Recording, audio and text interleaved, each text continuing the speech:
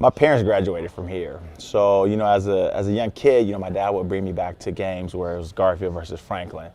And that was my true first love of like basketball. It wasn't the Bulls and Michael Jordan. It was just local hoops with, Jason Terry going at it against the Boston brothers. And that's where I fell in love with basketball. And, I would tell my dad as a kid, I want to play at Garfield. I want to play at Garfield. And at that time, he never said anything about graduating from Garfield. I was just a little kid. So as I got older and started to hear more stories, I finally had to ask him, hey, Dad, did you go to Garfield? And he's like, yeah, I played at that school you love. So he was just really coiling that way. And then he told me my mom did. And after that, me and my brother kind of just knew we're going to go to that school. So, this school did a lot for me personally, not just, on the court, but academically, helping me get through my SATs and getting into the University of Washington. So I just feel like I'm a part of it. Yeah. When you look back at those playing days, how special? I mean, because anybody talks about, you mentioned Garfield Franklin. I mean, Yeah. I think of Sonics and I think of Garfield Yeah. Franklin, Garfield Beach.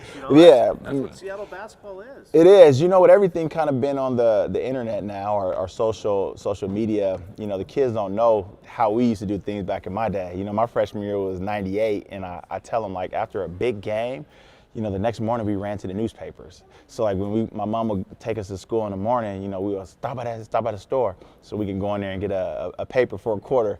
And the first thing we do is go to the sports section and we try to see who got the headliner, because we knew Rainier Beach played, Franklin played, and if we didn't play one another, we were always wondering like who got the big write-up. And, we'll look at the score boxes and that was like the biggest thing in the world to make the newspaper. I remember cutting them out and putting them on my wall or, calling my grandma and telling her, hey, I cut one out for you. Or she would call me and say, hey, I got the paper this morning. If you want the extra one, come by and grab it. So, that was really special then. And, now I'm coaching and I'm a part of these guys. It's funny because, I look at film and stuff on the internet and, some of the other coaches will send me highlights of my games when I played in high school. And I'm like, man, they got this tape. Somebody recorded this. So it's really cool and really special to kind of, show the guys when I played and then show them now that they're playing and kind of just have that bond with them.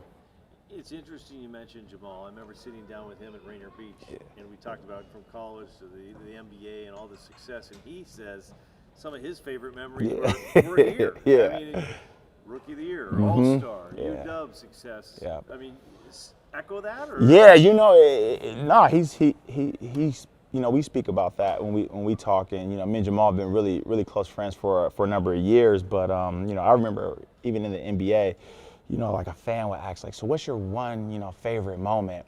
And I would always go back to like my high school experiences, but to the fan that meets you as a professional, they don't, quite know your high school days, and especially not the same way they do now, because you can kind of track a guy's career back just looking them up. But I would always want to tell them about like a game down at Key Arena. We beat Franklin and it was like televised, and that was just like the greatest experience of my life. But I have to like think and go, okay, hold on, let me maybe tell you about a good one at the UW or tell you about one that, was my rookie year in Portland. But the truth is those games that, I played in high school against Mount Vernon at the Key Arena. We had a hoop fest right here against Franklin. We had a great game against Jalen Stewart's dad, Lodrick and Roderick for Rainier Beach. I mean, classic games, and some of them, we won most of them, but we lost a couple. But to be a part of them was like really, really special, playing out in Tacoma Dome against Falls and, they're the top team and we're the top team. It's like I can remember those games like it was yesterday. I remember what I ate. I remember how we got off the bus and went into the arena. And it was a game we lost, so I never watched the film of the game. But I can remember everything leading up to it. I remember, my emotions after it. I missed 2 free throws late in the game. So those moments stick just as much as anything I ever did, at the professional level. So it's really cool. And Jamal saying that, I know exactly what he means. How important is it now that you take that and give that to these kids? Because we saw what COVID did and took a lot of this away from these guys. Yeah. And you've been through the highest peak, but to tell these kids, enjoy these moments and work hard while you're here. Yeah, and have that experience. And I always felt like when I played, I wish I could have went back and said, dang, Brandon, I wish I could have did things different.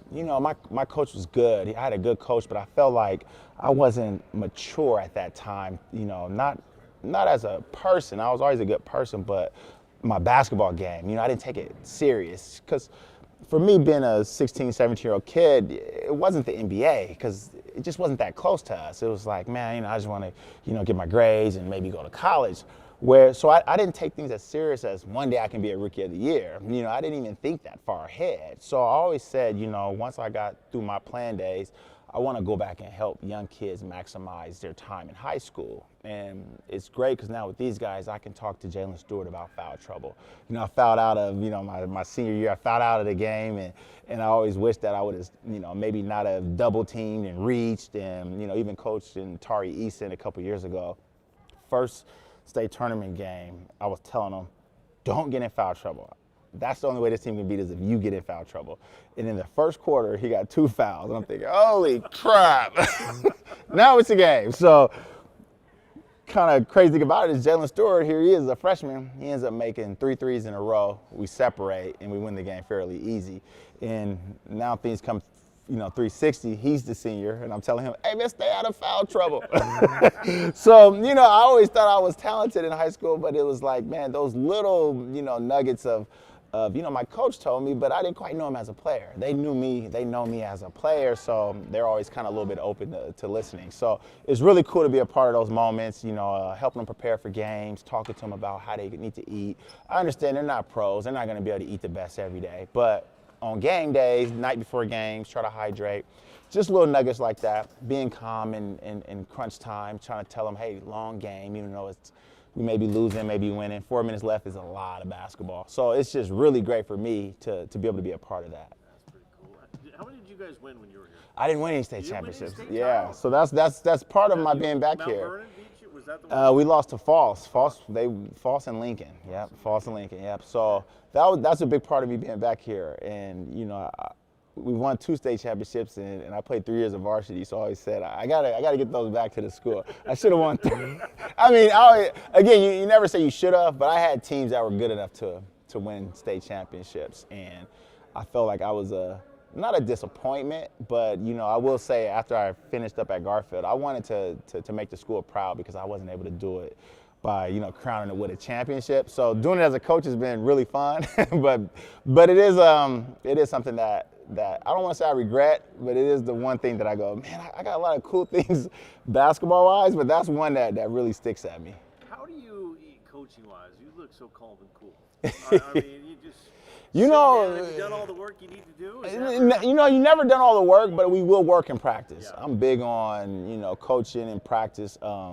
We work. I talk a lot. I'm out there, I'm sweating after practice. I try to get involved, interact with the guys. And in the games, I try to get a feel for how my team is playing. If we come to timeouts and I sense the guys more need the break than they need me talking and trying to draw something up, then I'll back off and say they're not getting much from me drawing this play up. And as they're playing, I try to let them figure it out. That's what a season's about. I can try to get out there and talk to them and yell, but at the end of the day, I like when they can start to figure it out, and you can see it as a coach, like, oh, okay, they call your sets, call your plays, call your defenses. And as the season goes on, we'll add to that as practices come in. So even like a day like today, we're going to work on some things that I didn't feel we did, well enough in our past game, and we'll work at it. We're going to work. We'll work for about an hour and a half, and then our next game, the guys will go out there and try to implement it. And the biggest thing is I try to stay calm. I played, so I know how sometimes if a coach seems excited or a little worried, that can rub off on your guys. And I try to be calm and relaxed and hope that rubs off on my guys. You pretty much answered, but you've got 4 kids. Yep. You don't have to coach. Yeah. You could probably go at a high level and get a job in the NBA or college. Why here? Why now? Is this just giving back, obviously. Yeah, it's always giving back, but when I played, even through high school, it was about me. My parents did everything they could to make sure my basketball dreams and I can succeed and chase my dreams as much as possible. Then I go to college and it's the same thing. It's about me. So I told myself when I made it to the NBA that once I'm done playing in the pros and I have my son into my rookie year, I said that I want to be a part of my kid's life and be like my mom and dad was towards me. So who cares if I was an all-star or rookie of the year? I'm financially okay to be there for my children. And that was always how my parents taught me. You have your kids, you got to be there for them. And I never wanted to be like that dad from a distance. I wanted to be hands-on. So it was hard. I didn't think I would stop playing at 28. That was an adjustment, but I thought once I cleared that hurdle, mentally, I got back to my goal of saying, okay, I don't want to coach at a higher level. My son's a sophomore in high school. I want to, I like coming to the gym and seeing him after school, going through practices, watching him in open gym. My daughter's in 8th grade. I can watch her play in her games, and I don't have a commitment to my goal or my dream. I'm still having a great time coaching high school basketball and accomplishing those goals at this level, but the next level will be more of a time crunch, and I feel like I'll be kind of putting myself first again. And I don't want to do that. I enjoy being there for them, every step of the way. From that 28-year-old rookie of the year, 2-time All-Star, playing some of the best basketball of your life, probably didn't get it then. Yeah. You probably get it now, don't you? Oh yeah, yeah. It's just maturity, but that comes with time, experience. But an unanswered prayer, right? Yeah, exactly. It was at that time it was hard, but a couple of veterans would tell me, they said, "Hey man, it doesn't matter if you retire at 28 or 38. It's hard to walk away from the game." I think people see that with a Tom Brady. It's hard to walk away from it. We've done it our whole life, but like I said, once I did clear that hurdle, in my first year coaching at Nathan Hale, I asked Coach Romer. I said, "Hey man, does it feel as good winning as a coach like it did as a player? Because it feels good as a player, like you went out there and did the work." He's like, "No, but it's close." And I was like, "All right." I said, "I'm going to check back with you after the season." And it didn't even take that long. We won a big game down in Portland, and I was sweating, and I gave him a bear hug, and I said, "Coach, remember what we talked about?" And he said, "Nah, we talk about a lot." "What?" I said, "It feels just as good as a coach if I was playing." And he said, "You're right." He said, "So it does feel good." I said, "Oh, it feels great." I mean, that moment of winning that championship, I felt like I was a player. And he said it was close. I didn't feel a difference. I mean, it felt just as good getting my team ready, winning, than if I was actually out there making the shots. It was really special. I'm knocking on wood as I ask this, but as a player, you're going to lose. As a coach, you got to lose, but you're not losing as a coach. Yeah, I've lost. What's been your I would experience? I don't know. I would say good players. Yeah. You gotta have good players. I think anybody who coaches knows that. We all want to seem like we're these geniuses, but you gotta have some guys that can go. I've been fortunate to have guys that can go. I've been really good with surrounding myself with good coaches and guys that have experience, especially like my first year. I want to get guys around me that actually have done it and then help bring me along.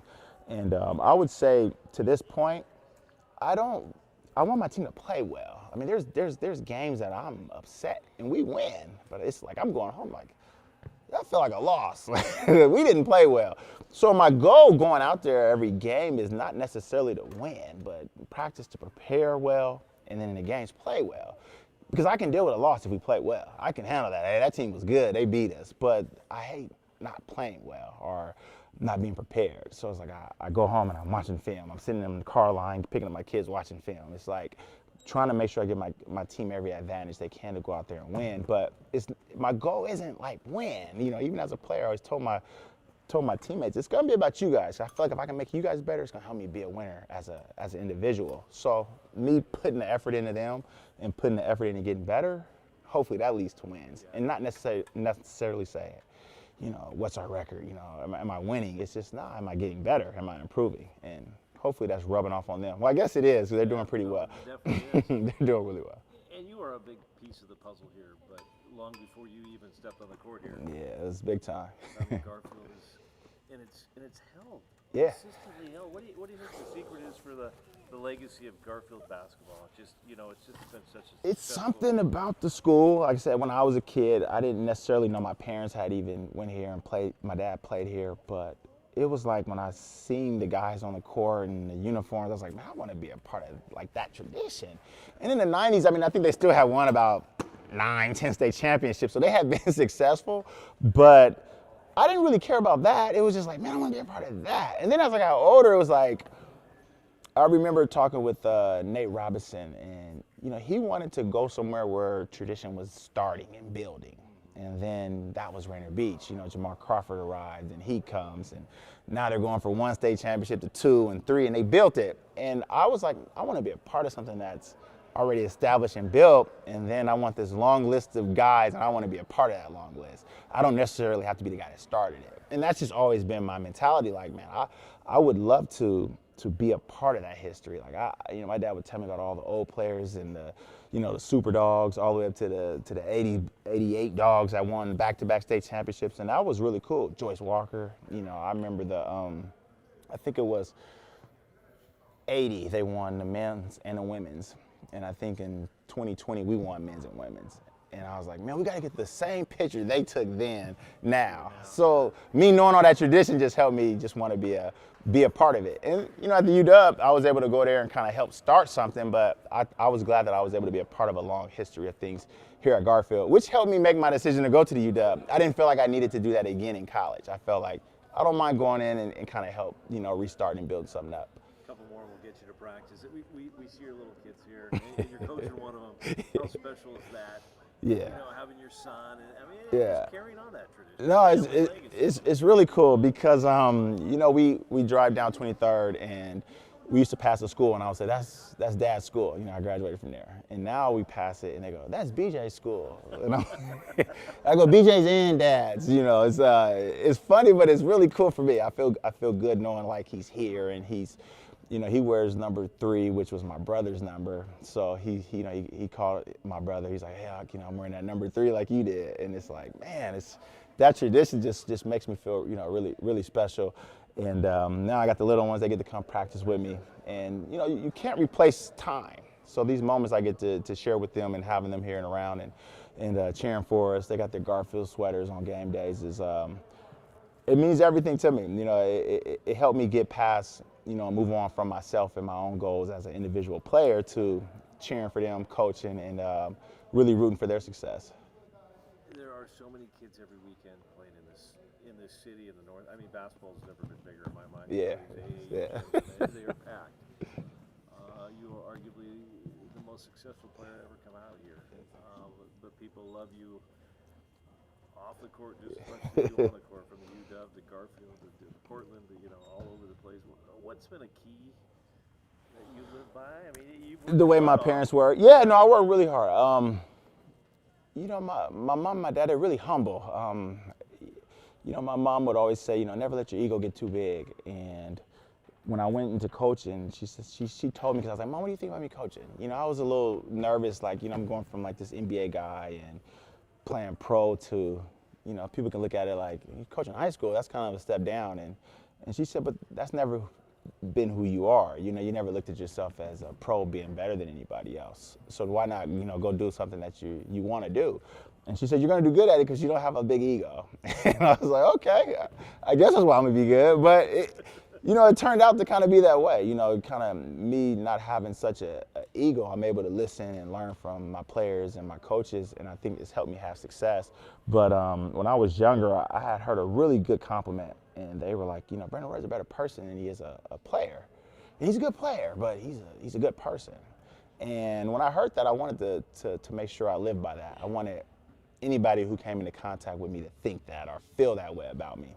And I kept trying to drive to be a better player. So it's like, be a better player, be a better person. Be a better player, be a better person. And that's just kind of the motto I've always wanted to live by. And now it's coaching. Be a good coach and keep trying to be a better person to where these kids go, he's a good coach, but he's a great guy. He's a really great guy. And, it's worked for me, and hopefully it can continue to.